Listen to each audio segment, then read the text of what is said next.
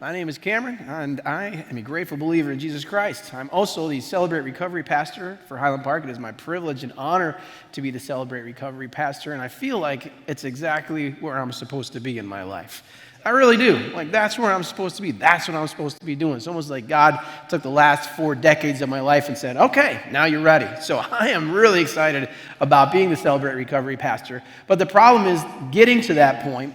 There was a whole lot of mess that I had to get through, right? But I look back and I say, man, it was a beautiful mess. You know, I look back at the stuff that was going on and everything, and in the midst of it, I'm like, why in the world am I doing this? Why in the world is this happening? What is going on? And it was a mess. But at the end of it, at the other side, it turned out to be a beautiful mess, all right? And we can all have that. Let me give you an example of kind of an everyday something that looks like that. I was a wrestler in high school, just like you, I know. I was a wrestler in high school, and in the beginning of the season, the coach always had us write down our goals, like where do you want to be? Where is it you want to be at the end of the season, right? And me, I'm thinking, well, okay, how about I'm undefeated? That sounds like a good goal, right? So I write that down, undefeated. And then I'm thinking there's this championship. I was in junior varsity at the time. There's this JV championship at the end of the season that I would like to win. I mean, I would like to stand on the podium and hold that little chart that has me at the top of it. That's where I want to be at the end of the season. I want to be on the podium holding the trophy with the medal and the chart here that shows me at the top and everything. I wanted to be that. I wanted to do that. Sounds like a good goal. Our coach, and I felt like it was possible because our coach was phenomenal. Our team was amazing. In 2000, or my senior year in high school, we were number 11 in the nation, ranked by USA Today newspaper. So I felt like it was possible. Like, I thought I was good enough. Our team was good enough. Our coach was good enough. I could do this. The problem was getting to that podium and the practices that we had to do. Now, I don't know if you've been in a sport before, and I'm sure, maybe you did volleyball or soccer and stuff, and I'm sure those were grueling sports. There is no practice worse than wrestling practice. And I know you're going to argue with me on this, but there's not. There really isn't. It is so grueling. And here's the worst part, one of the worst things we had to do. At the end of the practice, right, when we were all spent, all of our muscles were tired, everything we're just out of breath, and the coach would say this, all right, it's time to start spinning. Now, this is what spinning was. One guy, your partner gets down on his hands and knees, you put your chest on your partner's back, and you just start spinning. And you just start spinning, spinning. And and then the coach blows whistle, and you go the other way, and then you spin the other way, right? And then you blow it again, you go the other way, right? And after I kid you not, after like maybe 35 seconds of this, you just felt like your lungs were going to explode, your legs were on fire, and I would look up at the coach like, Coach, please stop this. Why are you doing this to us, right? And I wasn't the only one, because every once in a while the coach would say, hey, stop giving me those puppy dog eyes. We're going to be spinning all night. And so we just keep on spinning. This has a point to it. I'll get to it here. At the end of that year, I had been undefeated, and I was in the semifinals, one match away from the final match in the Monroe County JV championship. And it was a tough opponent. I had never been behind that whole year, never been behind. I was behind this guy by 2 points. There was like 20 seconds left in the match. I didn't know. I was trying everything I could. We were both on our feet. I was trying to get him down on the mat and then get behind him, and that would give me 2 points to tie the match. And so we go out of bounds at this point. We come back to the center of the ring, and my friend, out of the corner of my eye, he gave me this move to do. He's like, Cameron, do this. And I saw it. I'm like, okay, I'll try that. So I did exactly what he told me to do, because I was in the match. I wasn't thinking. He showed me, bam, I did it, got him on the ground, on his hands and knees, but I wasn't behind him. I had my chest on his back. And all I could think to do in that moment was spin. So I start spinning one way. He was going, and I start spinning the other way. I spin the other way. Finally, like, I'm kidding you not, it was like 3 seconds left in the match. I got behind the guy, and I tied up the match, win in overtime. I won there, and then I won the next, and I became the Monroe County champion of Monroe County. But it was the spinning. I didn't think about the training. I didn't think about all the junk that I had to go through to get. All I knew is that I was in a situation. I just did what I was trained to do, and time was running out, and I ended up winning that. And here's the point of all this, right? I was exactly where I wanted to be. But I want to tell you, as I was reading the Bible, I was reading a chapter in Acts. I was reading in Acts. I got to slow down. My friend of mine just came up to me and said, "You did a great job. Slow down." Okay, all right. Okay, so I was in the book of Acts, like you all should be if you're doing your HP journals. And in the book of Acts, I was reading, and I thought of that story, that wrestling story, right?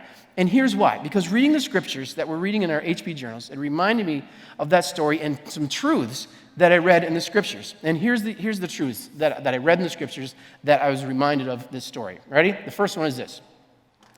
I was exactly where I wanted to be. I got there. I was standing on the podium, undefeated. Now, for all of us who are followers of Jesus Christ, there is a point in our lives where we say, I am exactly where I have always desired to be. It always happens. I'll give more examples about that later, but it always happens. If you haven't been there, there might be something that needs to work on your life, but there's always a point where we look and we say, I am exactly where I've always wanted to be. Second truth that I realized in this. In my wrestling story, I didn't get there on my own. And for those of us who've gotten to the point where we're exactly where we want to be, we look back and we say, I didn't get here on my own. There's something leading, something guiding, something changing circumstances, something, and we know who it is. We know that it's God behind there doing all these types of things. And we say, you know what? I did not get here on my own. There was someone guiding, leading, giving me what I needed before I needed it. And when the tough time came, I look back and say, oh, that's what all that was about. When we're exactly where we look back and we say, God has brought me here. It wasn't me, it was God. And the third thing, I received help in the midst of opposition. My friend showed me what to do when I needed to do it. If I wouldn't have listened to him, I said, no, I'm going to do it my own way. I'm going to figure out. I don't think that I would have won that year. But he showed me, he's like, Cameron, do this. It's a very basic move. It's one of the first things we learned, maybe like the second day of wrestling. You know, the guy was pushing off. So every time I went in to get him down, he kept pushing off. And my friend's like, Cameron, push his hands up and then grab his legs. I'm like, oh, yeah, that's good. So I did. I popped his hands up and grabbed his legs and down he went. I'm like, oh, thank you. I got help from someone who wasn't me that helped me get to the place that was exactly where I wanted to be. And again, I tell you this story because when we receive God's help, when we ask Him to guide and lead, and when we listen and do what He says, we always get to a point where we can honestly say, I am exactly where I want to be. But we know we didn't get there on our own. And we know we received help in the midst of opposition. But we don't always recognize it. We don't always see it while we're in the middle of it. Like, why are we doing this? Why is this happening to me? Sometimes we say that in the midst of the mess, in the midst of the opposition, in the midst of things that are happening that we don't like. Why is this happening? And I've talked to so many other followers of Jesus Christ, and they have experienced the same thing. And Paul, I'm certain of this, Paul, that we're going to read about here in Acts 26, Paul experienced this. And it's recorded here in the book of Acts. Now, listen to this. This is so much fun. Look at this. All right, so Acts chapter 26. Now, here's what's going on. There's some background. It's a little bit lengthy, but bear with me because it all comes together at the end. So here's what's going on. Paul is headed to Jerusalem. All of his friends are being, don't go to Jerusalem, man. They're gonna beat you. They're gonna imprison you. They're gonna do all sorts of terrible things. You might even die in Jerusalem. And Paul's like, I'm going to Jerusalem. That's what I'm doing. That's where I'm going. So he goes down there, and he starts telling people about Jesus. Well, the Jews weren't really happy with him, and they come up with these false accusations against him. They started going bananas. They started saying he was defiling the temple by bringing Gentiles into the temple. Not supposed to do that. Big, huge no. You don't bring Gentiles. But Paul didn't do that. They were falsely saying that because there was a Gentile with Paul, but he never went into the temple. They were also saying that he was preaching against the law of Moses. You know, the Jews, the law of Moses is what we do. It's what we live. It's what we breathe. And Paul is preaching against that. Again, false accusation. Paul was not preaching against the law of Moses. He was adding to it what Jesus did. But they were going crazy. So they whipped up this big mob, and they captured Paul, and they started beating the snot out of Paul. And Paul, his friends were like, well, we told you so, And so he's taking it. The Roman soldiers get wind of this. And the Bible says, now it's kind of weird, because when you ever watch a movie with the Roman soldiers in there, like if you ever watched like the Nativity or any kind of movie with Jesus, and the Roman soldiers, what do? They just kind of stand there, right? They're always just standing there. That's what they do. Nuh-uh. Bible says the Roman soldiers ran to the commotion. They're like, what is going on? It was so huge, so loud, so boisterous. They ran to the commotion. They slammed the city gates shut. They didn't want anyone leaving or coming in and adding to this commotion. They go in there, they drag Paul out of the middle of all these people that are beating the snot out of the guy, and they bring him up, and then they bring him to the barracks so that he's safe. But before he goes in, he's like, hey, can I talk to the crowd? And they're like, okay. So he turns around and he starts telling them his testimony. He starts telling them what Jesus did for him. And he starts telling them what Jesus could have done for them, but they rejected it. And then I don't know why he does this, but then he says, well, God sent me to you guys, but then he's like, you guys aren't listening, so he sent me to the Gentiles. Oh, they went bananas again. They started having this big frenzy again. The guards had to bring him back into the barracks. Well, the next day, the governor, his name was Felix, he's like, what's going on out here? And so Paul comes to him, tells him his testimony. Paul says, here's my testimony. Here's what Jesus did in my life. Here's what God has done and what he can do for them. And Felix is like, well, let's bring in your Jewish buddies, and then we'll talk about it. He's like, sure. So he brings in the Jewish buddies, and then Paul starts telling them his testimony. He starts telling them what Jesus did. He started telling them all these, what Jesus transformed him. He used to be against the church, but now he's for it because of the grace of God that came into his life, and he's getting to do all these things. Well, then Felix is like, I can't really let you go because all these people want you dead. So we're going to put you under house arrest. So he gets under house arrest for 2 years. So 2 years he's under house arrest, right? All the while, Felix is calling him in. Tell me more about this Jesus. Tell me more about this Jesus. Tell me more about this Jesus, right? I don't know if Felix retires or what, but this other guy, Festus, comes in 2 years later. And he's like, he didn't want to upset the Jews either, so he keeps Paul under house arrest. So Paul stays under house arrest, but he's like, tell me about what's going on. So Paul tells him. So he tells him his testimony, shares what Jesus did in his life, and he's telling him all this. And Festus, the next governor, he's like, oh, that's very interesting. I have a friend of mine that I want to hear. So he calls the king. King Agrippa. He's like, hey, King Agrippa. He's like, yeah, what's going on? I got this guy over here. His name is Paul. He's got some crazy things to say. Want to come in here? Sure, I do. So it comes in, the Bible says this. He comes in to the city with all of his pomp. I was hoping the Bible would say and circumstances, but it doesn't. It just says he comes into all of his pomp. And he's probably, and he's parading in all the horses and stuff like that, and all the headgear and all the soldiers and all the clothes and fancy stuff and skinny jeans and everything that they're going in on. And they're all, looking really good. And they're walking in, and they come in, and the king sits down, and he's like, all right, let's hear this Paul guy, right? So Paul comes out again. And he's like, well, let me tell you what Jesus did. Let me tell you all these great things that Jesus did in my life and about who he is and about where he came from and everything. So here's what I want to argue. Here's what I want to convince you of. That Paul is exactly where he wants to be. All right, I'm going to hang out at this one for a while. So, because many followers of God, as followers of Jesus Christ, we have difficulty believing that we are exactly where we want to be deep down in our hearts. We sometimes look at our circumstances. We sometimes look at stuff going on. I'm like, oh, I wish I wasn't doing this. Oh, I wish I wasn't here. But if we are honest, if we have been following him, if we look deep down, we start to see we're exactly where we would want to be in our lives. And no one can blame Paul if he said to King Agrippa, when King Agrippa came and Paul, hey, King Agrippa, can you let me go home? I don't want to be here anymore. I mean, Paul's been under a house arrest for 2 years under Felix and then more years under Festus. He can't go where he wants to go. And Paul's like, man, I'd like to go on a cruise, man. I'd like to go to Disney World. I'd like to do some really cool stuff. But I can't. I'm under house arrest. And you wouldn't blame him, right? If he said that. I don't want to be here anymore. I don't want to be under house arrest anymore. I've got friends. I got family. I don't want to. We wouldn't blame him for that, right? And all of his movements are controlled. And he could have even said to God, maybe praying, God, what have I done wrong? Why have you done this to me? Or he could have just said nothing and been silent, said, I'll just endure the pain and suffering that God puts me through.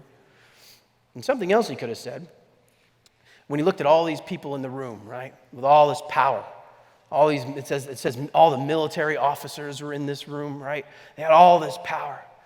And I bet you Paul could have probably said, I wish I could be like them. They got all this power. They got all this influence. As a Christian, man, if I had that kind of power, if I had that kind of influence, if I had, that kind of notoriety where people look to me and I could just tell people about Jesus Christ and they would be like, well, this is a king or this is a governor. We should probably listen to him. If I wish I could be like them. Paul could have said that, but he doesn't. So here's what Paul says. After telling Agrippa how he met Jesus, Paul basically tells the king, listen, you know about the Messiah, King Agrippa. You can tell him he's getting kind of excited here, right? He's like, you know about the Messiah. You know what it is the prophet said. You know that Jesus fulfilled this prophecy, and he's telling him, King Agrippa, I know you know, right? And King Agrippa, he gets a little defensive, right? And he says this in verse chapter 28 of chapter 6, right? Agrippa said to Paul, are you so quickly persuading me to become a Christian? And Paul replied, this is so cool. Whether quickly or not, I pray to God that not only you, but also all who are listening to me today might become such as I am. Except for these chains. I'm not a big fan of these chains, but I wish that you could become like me. You see, Paul's not saying, man, I wish I could be like you. Paul's saying, I wish you could be like me. Except, again, not a big fan of these chains. Now, can you imagine the thoughts in most people's mind when Paul said that? Here's this prisoner. He's been beaten. He's hated. A riotous mob wants to kill him out there. And he wants the king in all of his glory, all of his pomp, all of his military escort, all of this. He's like, I wish you could be like me. What's happening inside of Paul for him to be able to proclaim that in this assembly? What's happening? That I wish you could be like me. I wish you could be like me. The only way that this is possible, the only way would be if Paul was exactly where he wanted to be. And I'll back that up. Listen to this. Paul, before he had the conversion to Christianity, for the longest time, what was he doing? He was striving to be the best, the most zealous, the most pious, the most obedient follower of God. That's what he was striving for. I'm going to be the best. And he talks about that in another book that he writes, in a letter he writes to some other people. Like, I was trying to be the best follower of God that there ever was. He was so zealous for the law of God that he felt that gathering and condemning Christians was the best way to show his devotion to God. I mean, that was him. That's what made him tick. That's what got him. Destroying the enemies of God. That's what got him up in the morning. We're going to get some more enemies of God today. That's what got him in. That was in him. And that's what he was doing. He thought that God, but here's the thing. He wasn't being obedient to God's law. I mean, it's big. In the 10 Commandments, number 6, thou shalt not kill. Thou shalt not murder. Yet here he was going out and doing just that. So what was he doing? He was doing it his way. I got something in me and I'm going to be doing it. I'm going to be doing it my way. My way, I'm doing it. This is how it's done. God, I know you say that, but this is how I'm doing it. Your way is not really that fast. Your way is not really that intimidating. Your way is not going to really convince people that they need to stop this stuff. I'm doing it my way. And then Jesus comes and he meets Paul on his way to go kill some more Christians. And Jesus is like, hey, you're doing this wrong. And Jesus says this to Paul, and you may be familiar with this passage, but he says, why are you kicking against the goads? Now, to you and I, that means very little, but basically what that meant is when a farmer's trying to steer an animal, he uses these things called goads, and he uses those to steer the animal. And if the animal is kicking against them, it makes it very hard for both the driver and the animal to go where they're supposed to go. And so what is God saying? I have been steering you. I've been trying to get you to the place you've always wanted to go, but you've chosen to do it your way. Why are you doing that? Why? He's like, let me show you how to do it. And Jesus was like, we're going to do some spinning. And he leads Paul, and he tells them, Paul, you're going to be going through some suffering here. And Paul weirdly says, all right, bring it on. and Paul goes through this tough journey that involves a whole lot of suffering, which Jesus told him would happen. But through it all, Paul talks about his joy. How can you have joy in suffering? Because he knew it was leading him to exactly where he wanted to be. The next year in my wrestling, when our coach said, hey, it's time to spin, you know what I was like? Let's do it. Let's start spinning. I know where it brings me. I know what this brings me, and let's do it. Let's bring it on. And I think Paul might have been saying that. God, bring on the suffering. Bring whatever needs to come my way so that you steer me where I need to go. Whatever you want, that's what I want, because I know it's going to lead me to exactly where I want to be. He's doing the exact same thing as he was doing before, right? Listen, Paul, what's he doing? He's getting rid of the enemies of God, but he's not killing them anymore. He's sharing with them the same grace that he received. So he's doing exactly what he was doing before, but he's doing it God's way now. He's sharing the grace, he's sharing the mercy, he's sharing the joy that he's been filled with so that they can, so he's doing what his heart has always desired to be doing. He's in exactly where he wants to be, and you can almost feel his excitement as he gets the opportunity to do that which he was born to do, to get rid of the enemies of God. He gets to tell his Jewish friends, remember? First thing he does, he goes out and tells his Jewish friends. They beat the snot out of him, then he brings them back, and then he gets to tell them again. And you can see Paul, he's probably got a bloody nose and he's probably happy. He's like, I get to do this again. Let me tell you about Jesus, right? And then he gets before the governor, the first governor, he tells him. And then he gets before the second governor, he tells him. Then he gets before the king and all the military people, and he tells them. And Paul is loving it. And he's like, I wish, king, man, you could be like me. Black eyes, blood going down his face. I wish you could be like me. And I know what that is like. I tried doing what God wanted me to do for the longest time, but I continued living the way that I wanted to live. I tried being a pastor because I had this strong desire in me to share God's word with people. It gets me crazy excited. I don't know if you're aware of that, but it does. It gets me crazy excited when I get to share God's word. But my lifestyle was not honoring to God. And I don't know if you're aware how incredibly awful it is to try to be a Christian while allowing secret sin in your life. It is awful. There's so much tension, so much guilt, so much frustration, so much shame, so much defeatism, so much fear of getting caught week after week, year after year, decade after decade. And in truth, while I was trying to bring people to Jesus, because that's what pastors are supposed to do and Christians are supposed to do, I'm going to try to bring people to Christ, but I would be really hesitant to do it. Because I would literally ask myself, why on earth would anyone want to be like me? I got all this tension in my life, all this anxiety. My friends are going out. They look like they're having a great time. They're not worried about any kind of guilt or any kind of shame or any kind of fear. They go, why would they want to be like me? And it was hard for me to share the gospel because I was like, why would you want to be like me? That was until I went to a meeting where a man said, do you want to get to where you've always wanted to go? Then you have some spinning to do. And he gave me a whole lot of work to do, a whole lot of direction, took a whole lot of time, meetings, phone calls, step work, and journaling and praying and all this kind of stuff he gave me to do. And I was like, I don't see how this is going to change anything, but I'll do it. I'll spin. And all I did, I spun. I didn't know why he was asking me to do what he was asking me to do. I didn't know what was going on. All I knew was that a guy who was where I wanted to be told me this is how to get there. On next Sunday, that will have been exactly 9 years ago. And I have found freedom to live the life that I have been called to live because some guy said, hey, spin. And I just spun and did what he told me to do.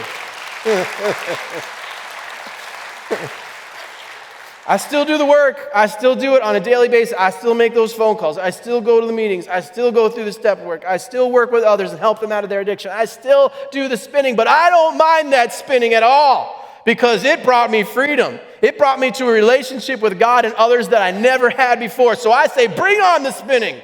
3 or 4 years ago, I was meeting with a sort of mentor of mine on a weekly basis. I was a nurse. I was studying to be a nurse practitioner But there was something in me, and I kept telling him this. I'm like, can you pray for me? Because there's something more that I'm supposed to be doing, and I don't know what it is, but I just want to pray. And I started praying. I'm like, God, there is this fire inside of me to tell people about the grace and mercy of God, and that's inside, and I got to get it out. So if you could just help me maybe preach maybe 1 or 2 times a year, like that would be really cool. If you could do that, just work that out for me, right? So I was going through life, and then I get a call from Pastor Brett saying, hey, our CR pastor has gone on to something else, and we need a new CR pastor. And I was like, more spinning? Yeah! Bring it on! And now when a new person comes, I get to preach every other week, and then I hear a testimony every other week. I'm preaching all the time. It's not just 1 or 2 times a day, right? And that's just right. It's who I am. It's what I was meant to be. And so I wish last night at Celebrate Recovery, it was amazing. It was fantastic. There was guys, I was in my open share group when we were talking, and there's this one guy, and he said this. I know I'm supposed to stay confidential, but I know he would let me say this. But he said, you know what? I come here because it's a choice of life and death. You know, it doesn't seem like it is. It doesn't seem like if I just miss a meeting, it's going to be okay. But he says to himself, I come to meetings and it's life. I don't, it's death. I meet with a fellowship of believers. It's life. If I don't, it's death. This is where I'm supposed to be. I can choose or not. And I'm sitting there thinking, man, where did he get that from? And then I remember back to me, and I've told people that often and over, like, this is life and death for me. And I'm like, I get to be a part of this guy's freedom. I get to be a part, and I'm just sitting crazy excited, and I'm telling you, every once in a while, when I leave that group, when I leave and Celebrate Recovery's done, and I start walking back across the street, because we meet on both sides of the street, and I walk, and I'm saying, sometimes I hear God, and he just comes in, and just all of a sudden I hear this, good job, man, good job. And I'm like, there is nothing that gives me more joy and more hope than hearing that and seeing all these people, and I get to part of that, man. I wish you could be like me.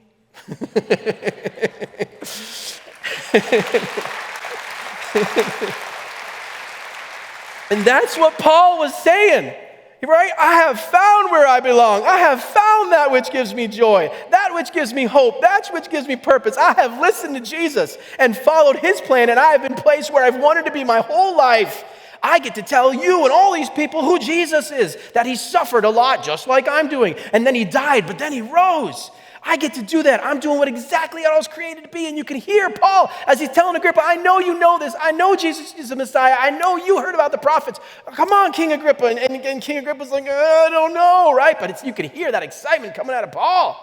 And this thing is available for all of us. It's there for all of us. When we offer our lives and our wills over to the care of God, we give God permission to take us wherever he wants us to go, which turns out to be exactly where our hearts have desired to go all along. Paul's desire was to be someone who fought for God against his enemies. You could see it in his life. He desired that, but when he listened to Jesus and did it Jesus' way, he brought him to such a wonderful place. So even when he was in prison, even when he got beat up, even when it was like, he kept, I wish you could be like me. I wish you had what I have inside of me. I wish you knew the same Jesus that I knew that's inside of me. I wish you could be like me. But getting there to exactly where we want to, it doesn't just happen. Getting to exactly where we want to be doesn't just happen. There's kind of a spinning that we got to do, right? We have to follow the leading of the coach. We have to follow his guidance because it's God who guides and leads and directs. Paul is aware of this, and that's our second truth. He knows this. Look at what Paul says to the king in verse 22 and 23 of Acts 26. To this day, I have had help from God, right? I did not get here on my own. And so I stand here testifying to both small and great, doing exactly what gives me joy, saying nothing but what the prophets and Moses would take place. So here comes Paul getting crazy excited about sharing the gospel again, right? You can almost see him lean forward with excitement as he shared what he's been dying to share ever since he started talking, that the Messiah must suffer, and that by being the first to rise from the dead, he would proclaim light to both our people, the Jewish people, and to the Gentiles, you kings and governors and soldiers, to all of you. And you could see, but what does he say in the very beginning? God has helped me to this very day. And you could see some of the soldiers and some of the people like, he's helped you here? This is where he's helped you to get? Man, you need a different God, man. But Paul's like, I wish you could be like me. I wish you could be like me because God has helped me here to this place. God still does that today. There's a guy in our Celebrate Recovery, and he tells his testimony. He's been there for like 6 years. He's a leader there. He's getting married very soon to a wonderful Christian girl. He's got a wonderful job now, but he was in prison. And he got into prison, and while he was there, someone invited him, hey, can you come to this Bible study? And he's like, all right, sure, why not? So he comes to this Bible study, and he gets in there, and they all start praying, and he's like, you know what, maybe I'll give this God guy a chance. So he goes back to his cell, and he prays, and he's like, God, I don't know who you are, what you want with me, but I just give you my life. And he's interesting because he said that night he slept better than he'd slept in years. He was always had fear, anxiety, anger, all the stuff, but that night it was all gone.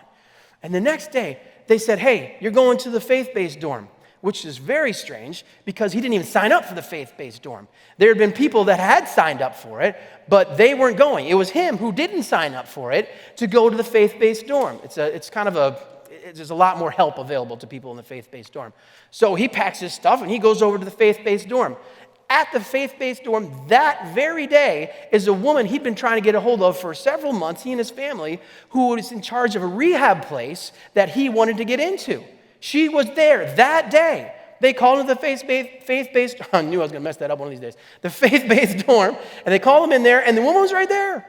And she's like, do you want to go to the rehab? He's like, yes, please. So they go to the rehab. He gets out of jail. He goes to rehab, and while in rehab, one of the things they got to do is they got to come to Celebrate Recovery at Highland Park Church.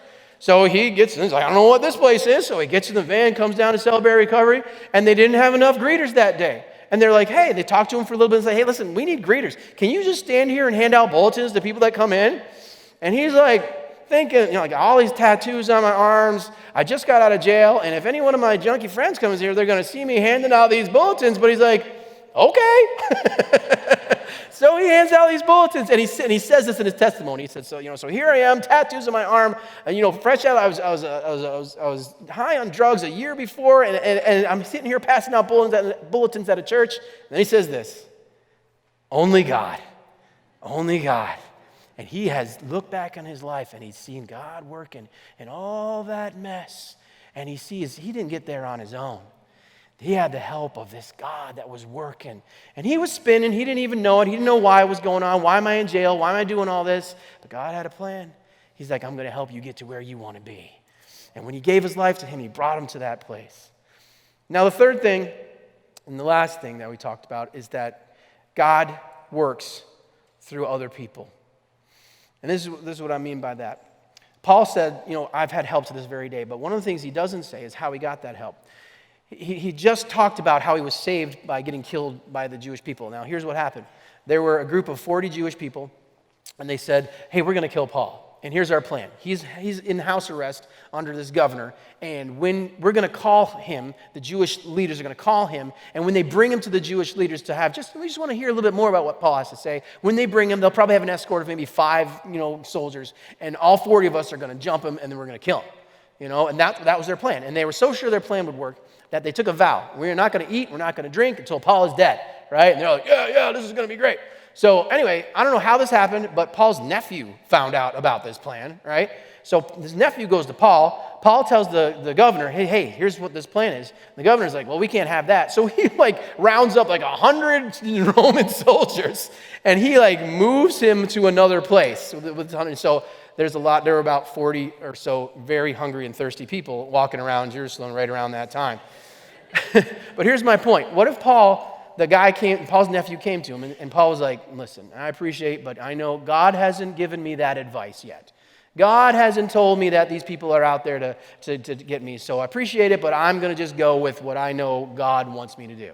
That would be stupid, right? That would be dumb. But how many times have we heard Pastor Brett up here say something? And I'm guilty of this myself. This is what you need to do. This week, go and serve. Or this week, go and share your faith. Or this week, what? And what do we do? We're like, well, that sounds nice. And sometimes, I'm sure this is not true of many of you here, but sometimes we don't do it, right? I think that's just as bad. Because listen, remember my friend? He came to the group. This is life and death for me. What if the words that God is speaking to you come from Pastor Brett? What if the words that God is speaking to you come from someone in your life group?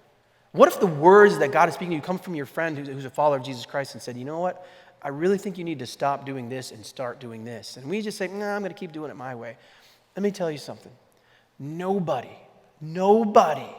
gets to where their heart wants to be without other believers in the church. It does not happen. It will not happen. We will never get to where we want to be without other believers guiding us through, because that's how God works today. And what grace he has given us, right? I mean, that guy who worked in my life, who showed me, I owe him my eternal soul, that he showed me where I wanted to be and how to get to where I wanted to be. I owe him that. Now, this happens all the time in Celebrate Recovery. It is so much fun to be a part of that. It is just a beautiful thing that I get to be a part of that. There's you know Jim Harbaugh, right? I think someone's used this illustration, but I'm going to use it because it fits so well. You know Jim Harbaugh? He's the coach. He was the coach of the 49ers, and now he's the coach of the Michigan Wolverines, right? The football coach, right?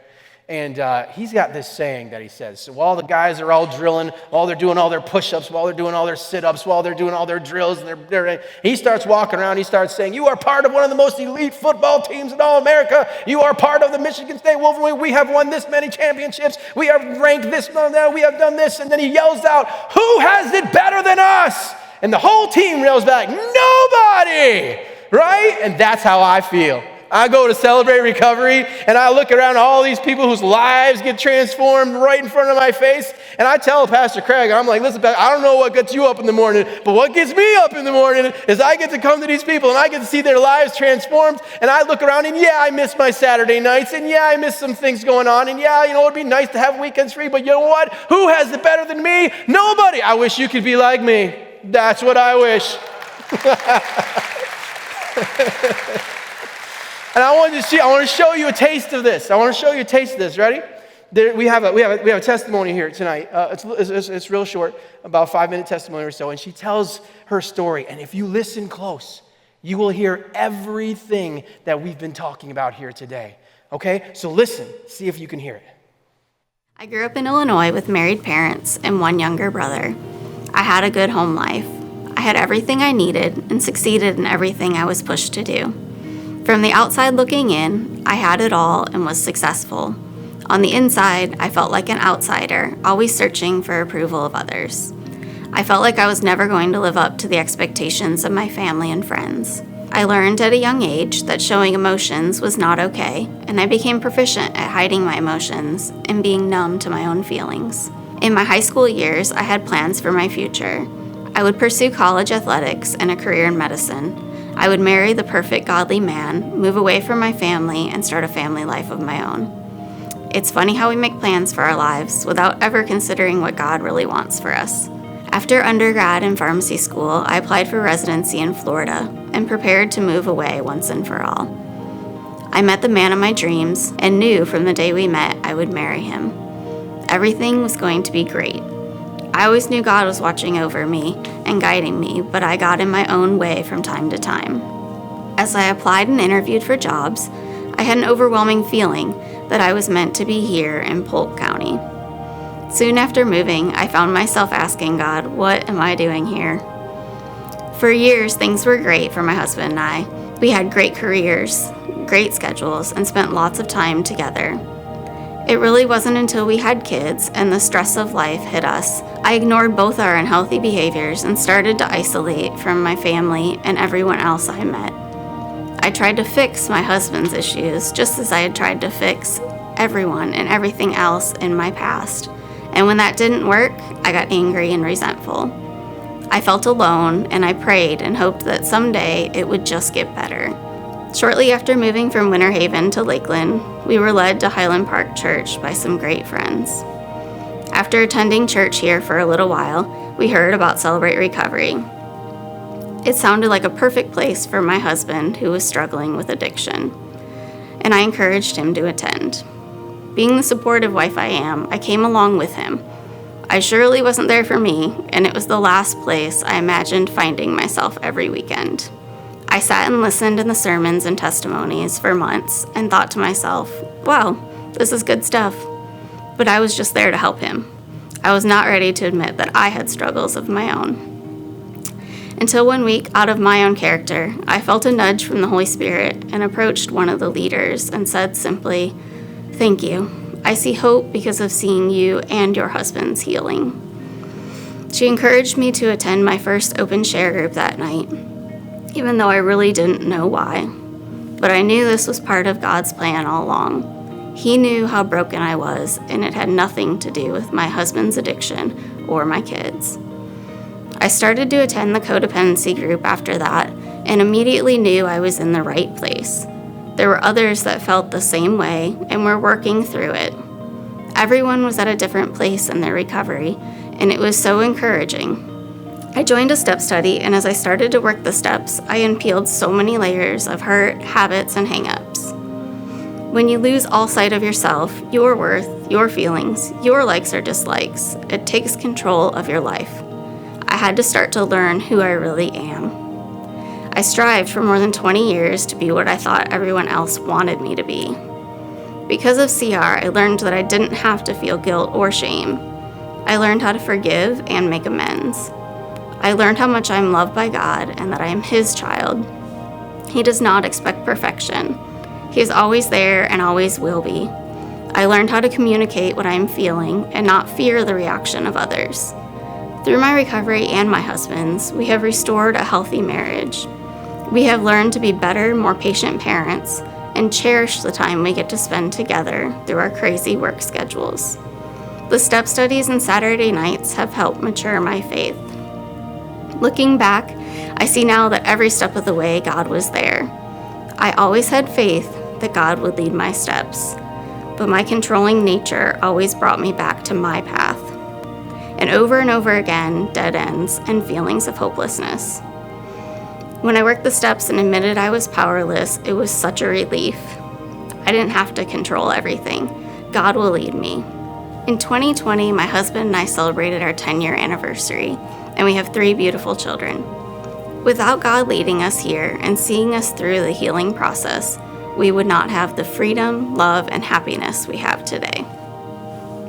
I just want to share 2 of my favorite Bible verses that have kept me going over the years.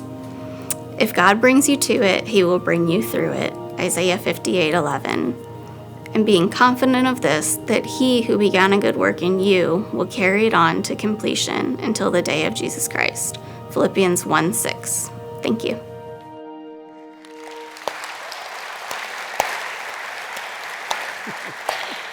Did you hear it? Did you hear it? I had an overwhelming feeling I was supposed to be in Polk County. Who says that? I felt a nudge from the Holy Spirit, and I went up to one of the CR leaders who told me to join an open share group. I joined, though I didn't know why. Because of the people of CR, I learned I didn't need to have guilt or shame. I learned how to communicate my feelings. She was there for only her husband, right? But God was leading. My life's a mess. This relationship's a mess. I'll come because of Him. But what was God doing? He was leading her there. And then He brought her away. Hey, you need to start spinning. And she started spinning. And she started going to groups. Now she's a leader. Now she's led a step study group. And she sponsors people. Man, I want to be like her. That's what I want. Do you want to go to where you've always wanted to be? Do you want to be in a place where you can unilaterally say to other people, I wish you could be like me. I wish you could have what I have inside of me. I wish you could have it. Do you want to be in that place? At Celebrate Recovery, we have 12 steps. The first one is this: I'm powerless over what's going on in my life. And 2 is I came to believe that a power greater than me, God, could restore me to sanity. And then 3 is we offered our will and our life over to the care of God. Now, I know many of you you might be in the point where things are out of control. Things are just out of control. That's our first step. If you come to realize that, great. Second step, I need God. God can do it. God can bring me back. And you're here in this place, so I'm thinking that you're probably at that place too, but you may not have hit step 3 yet, where you've offered your will and your life over to the care of God. I give it over to you, God. You take me where I've always wanted to be. You bring me. Whatever spinning comes my way, I will do it. Just bring me to where I want to be. And if that's you, we're going to say a prayer after we sing a little song here. But I want you to start listening to God, and maybe God's saying there's something I want you to surrender. So listen to Him as we sing this song.